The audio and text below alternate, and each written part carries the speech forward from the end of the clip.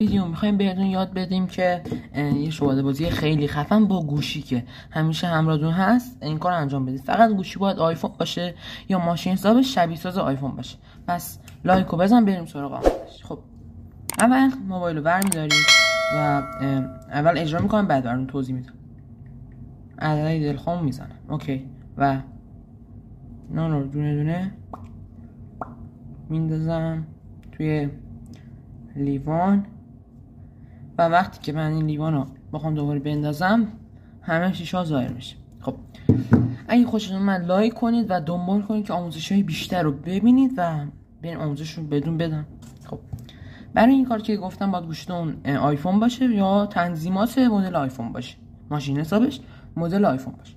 اینو میایید اول عددی که میخواید میزنید، مثلا 1 5 6 اوکی به اضافه 1 0 ضرب در 0.